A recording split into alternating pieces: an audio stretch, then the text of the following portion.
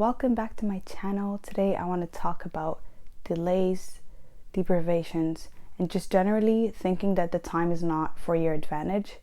I feel like a lot of times things don't work out as we plan, but we need to remember that our destiny is not our plan. It's not in our control to make things work the way we want.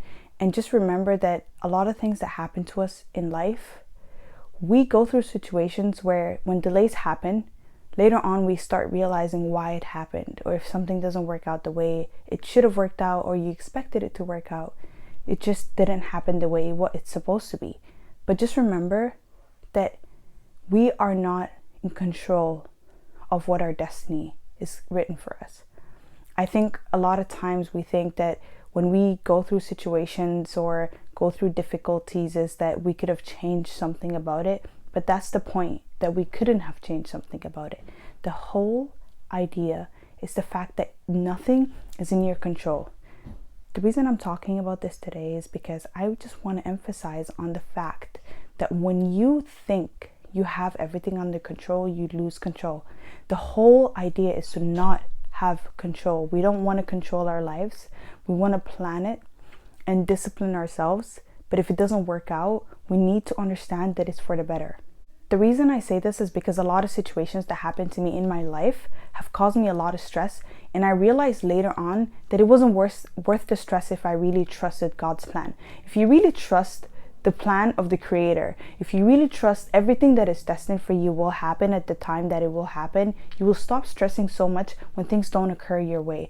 For example, if you want something to happen to you so bad at a specific time and it doesn't happen to you at that time, 3 years later you understand exactly why it didn't happen at that time, then now you should understand that a lot of the things that occur to you should not be so stressful.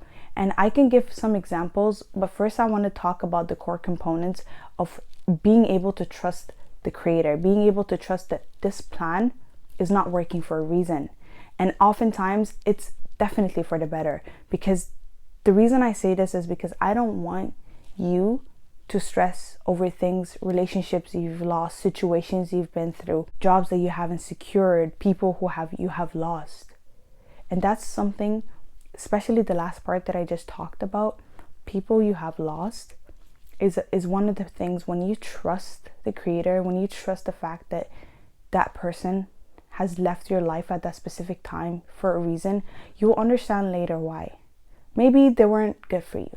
Maybe you just weren't meant to be there for each other like at the time, because it just was not meeting your expectations. Maybe the energy wasn't matching. Maybe the universe thinks that you're better off without each other. It doesn't mean you're a bad person. It doesn't mean the other person is a bad person. It's just not matching. So the more you start trusting the process of destiny, you will start understanding that nothing is in your control, and that the whole point is that you don't want anything to be in your control. You want to be able to plan your life. The whole key idea of your life is planning and discipline. But wanting to control everything is going to drive you crazy. And I feel like at times, I'm speaking out of my own experience, I don't think it helped me. I think it just made things worse for me, and it made me scattered of the time that I could have used to plan for something better. For example, let's say you want to, let's say you lost a friend along the way. Okay, that's fine. It doesn't define you. It doesn't define them. Time defines the situation. You don't define yourself, and that situation does not define that person. If they're good and you're good without each other, and this is how it's supposed to be. Just remember that you actually cannot change what's written. And another thing I want to talk about today is when you really trust the process, you save yourself time to plan for more. And remember when I said the whole idea is planning and discipline, not controlling. So the moment you realize something didn't work out for you, take that time to your advantage to plan for something else or something better, or even learning your lessons from your mistakes. The whole idea is that each stepstone in your life is a lesson. It's up to you to learn from that lesson, or to take that lesson and just stress yourself out more, make yourself more miserable, think that you have an unfair disadvantage. It's up to you to make the best out of that situation. You can stress, you can make yourself very miserable, you can think that you are you can victimize yourself, but at the end of the day, we are not victims. You cannot really victimize yourself. The story doesn't define you. You're a victim of that story, but you're yourself. You're not a victim. And we victimizing ourselves, we're really wasting a lot of time trying to really make ourselves believe that we didn't deserve it. We weren't worth it. And what do you end up being? And what do you end up doing? Nothing. You end up stressing yourself and telling yourself that you're not worth it. You don't deserve it. You should have done better. But at the end of the day, you couldn't have done better because that's exactly what you were supposed to do. That's exactly what was destined for you. The end result was going to happen regardless. That's one thing I want to stick with you. Whether you worked harder, whether you avoided a situation, I think the end result is the end result. You couldn't have changed anything about it. You couldn't have rewritten your destiny. So I think at the end of the day, you really need to trust yourself. Trust yourself by giving yourself the chance to believe that destiny is written, by giving yourself the chance to believe that you cannot change anything about what's written for you.